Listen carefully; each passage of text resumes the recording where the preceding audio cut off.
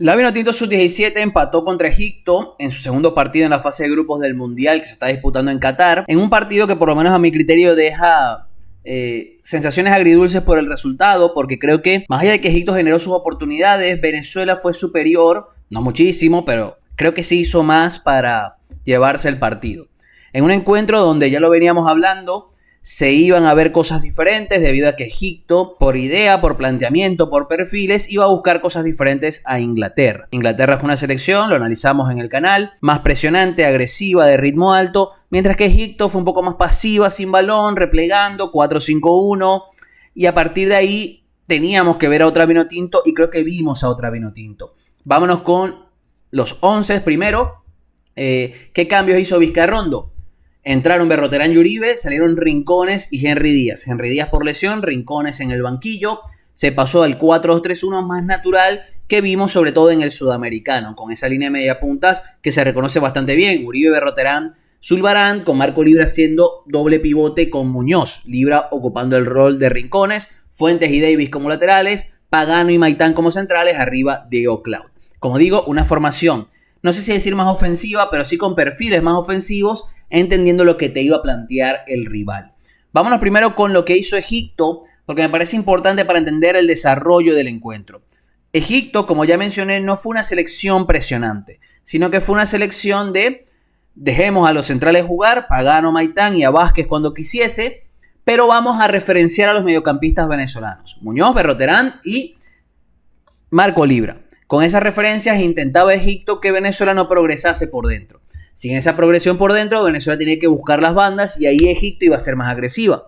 Creo que una de las claves para entender por qué Egipto poco a poco rechazó este plan y comenzó a replegar más atrás fue la intención constante de Pagano y Maitán de conducir y romper. Es decir, como no había presión sobre centrales, Pagano y Maitán, al no tener opciones de pase, en vez de estar pasándosela entre ellos, buscaban conducir. Aguantaban un poco con la pelota y buscaban conducir. ¿Por qué? Porque esas conducciones generaban saltos, esos saltos obligaban a los egipcios a reorganizarse. En ese periodo de reorganización, los mediocampistas venezolanos hacían daño a sus espaldas. Y por eso vamos a hablar directamente de la clave a mi criterio del primer tiempo, porque ya después de la expulsión del jugador de Egipto, el partido entra en un caos o en el caos natural de repliegue constante, ataque posicional constante. ¿Qué hace Venezuela? Primero hay que mencionar directamente por dónde atacó más Venezuela. Venezuela priorizó su ataque por la banda derecha. Todo a partir de las conexiones de Libra y Zulbarán, con Roman Davis apoyando. Venezuela, sobre todo en el primer tiempo, comenzó a profundizar, a hacer daño a Egipto a partir de ese triángulo. De la movilidad de Libra, de los movimientos y regates de Zulbarán, más el apoyo de Davis. Ahí Venezuela comenzó a hilvanar pases, a hacer paredes, y comenzaba a hacerle mucho daño al bloque defensivo de Egipto. Por izquierda se vio poco a la selección, creo que sobre todo por la posición de Libra y por el perfil de mediocampista que es, la Vinotinto buscó más constantemente esa banda porque él terminó siendo el organizador, más abajo, más arriba, y ahí Egipto comenzó a sufrir. Todo en pro de que, como dije, los centrales conducían, atraían y eso generaba espacios. ¿Cuál fue la clave más puntual a mi criterio? La posición de Marco Libra. Marco Libra comenzó jugando en el doble pivote junto a Muñoz. De hecho, jugó constantemente ahí. Pero viendo que Egipto en esos primeros minutos no te fue agresivo sobre centrales, ¿qué hizo Venezuela? Cuando el bloque iba ganando altura, Marco Libra también iba ganando altura. Pero no una altura natural en el doble pivote, sino que iba ganando altura para aparecer entre líneas. ¿Qué hizo? Apareció entre líneas en ese cuadrado, aprovechando los movimientos de Berroterán, también los de Roman Davis y los de Zulbarán. Y ahí comenzar a conectar. Pases cortos, pases cortos, pases cortos, paredes. Y a partir de ahí, como dije, profundizar, hacer daño. Y justamente la acción del córner, que termina en el primer gol de Venezuela, que ya vamos a ver, nace desde un pase filtrado a Libra, atacando esa zona, buscando la pared con Berroterán y termina la pelota en el tiro de esquina. Yo creo que esa posición adelantada de Libra, entendiendo muy bien el juego, no creo que fuese un tema de Vizcarrondo, pero sí que él entendiendo que esa zona se podía atacar, de que jugando en el doble pivote más fijo, capaz no era necesario, él podía ganar metros más como un media punta, porque sabemos que puede jugar en ambas zonas, y ahí hizo mucho daño. De hecho, para mí Marco Libra fue el mejor jugador del partido, pero el primer tiempo sobre todo fue un espectáculo con todo, es decir, con conducciones, con recepciones, dejó un sombrerito, una acción maravillosa haciendo 3 paredes. O sea, creo que fue el futbolista que le dio más claridad en posesión a Venezuela y que facilitó ese dominio. Mejor dicho, la acción más peligrosa de Venezuela después del gol de Maitán fue un disparo al palo de Cloud que él mismo generó a partir de regatear a 3 futbolistas. Es decir, es un jugador con un talento impresionante y que además ha encajado a la perfección con el plan de Vizcarrondo. Llegamos al gol de Marcos Maitán, centro de Zulbarán. Marcos Maitán se mueve, suelta a su par es defendido o es marcado directamente por Roman Davis. Roman Davis hace la pared para que, o la pantalla, como se diría en baloncesto, cambio de marcas y ahí Marcos Maitán superó a su par y cabeció solo en el segundo palo. Gran gol de Venezuela, minuto 18 y ahí Venezuela estaba haciendo mejor. Con una Egipto replegada, sin tantas vías para contragolpear y Venezuela dominando el balón, más cerca del gol, haciendo daño por esa banda derecha como ya mencioné. ¿Qué ocurrió? Poco a poco Venezuela fue fallando oportunidades, sobre todo esa de Cloud que mencioné, después hubo otra de Zulbarán muy buena, después de hacer una buena triangulación por derecha con Libre y con Davis. Y llegamos al segundo tiempo donde Egipto, aunque hay que agregar un matiz previo, Egipto después del gol adelanta un poco sus líneas, tiene un par de acciones, una donde ataja muy bien Alan Vázquez, otro disparo que se va afuera, pero tampoco fue constante, es decir, Egipto tampoco es que a partir del gol de Venezuela comenzó a estar arriba todo el tiempo, no, sino que entendió que tuvo su momento post-gol, después volvió a replegar, que creo que también va de la mano con lo que intentaba Venezuela. Creo que Venezuela le hizo mucho daño a partir de esa circulación, de atacar espacios, y también hay que decir que Venezuela hizo mucho daño en la presión tras pérdida para poder recuperar la pelota arriba, y que después del gol Venezuela no es que dejó de ser agresiva, pero sí que decidió, bueno, ven un poquito más de Egipto para atacar con espacios. Y sí que hay que decir que a Venezuela le faltó un poco más de malicia en los contragolpes, no hubo tantos contragolpes, hubo mucho más ataque posicional, pero, como repito, Venezuela fue inteligente a la hora de gestionar el partido, que es algo que ya destacamos contra Inglaterra. Comienza el segundo tiempo, Egipto comienza a atacar y llega el gol del empate, explotando algo que ya habíamos hablado en el partido anterior contra Inglaterra, pero en ese caso hablamos de la presión y ahora hablamos cuando el equipo replegaba, que es la espalda de los volantes. En este caso, Williander Muñoz sale a presionar, Marco Libre está muy lejos del receptor, Egipto filtra a esa zona, ya genera una ventaja.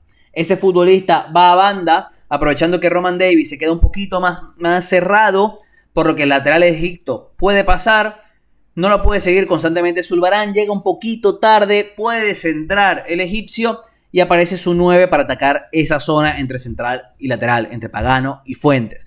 Y lastimosamente en ese contexto empata Egipto. Ahí hubiese sido interesante ver cómo se desarrollaba el encuentro, porque creo que Venezuela después del gol tuvo ciertas dudas normales, ¿no? Porque recibes un gol, digamos, un poco fuera de contexto, porque creo que no estaba pasando tanta cosa en el partido para que el resultado fuese 2-0 ni que fuese 2-1. O sea, creo que el partido estaba bastante en un stand-by, por lo menos de los últimos minutos del primer tiempo a los primeros minutos del segundo. Pero después llega la expulsión de un futbolista de Egipto y bueno, el partido fue este. Fue Egipto replegando atrás, lo lógico, ¿no? Cuidando espacios, entendiendo que el empate le funcionaba porque cierra contra Inglaterra, y Venezuela atacando mucho en posicional. Yo quiero agregar matices sobre esto para después pasar directamente a lo que fue el análisis o algunos nombres que quiero destacar, aunque ya lo he hecho durante todo el video. Es que creo que Venezuela en ese tramo se le vio bastante, no sé cuál término utilizar directamente, pero sí que no diría imprecisa, pero sí que no tuvo paciencia para trabajar las jugadas. Creo que en ocasiones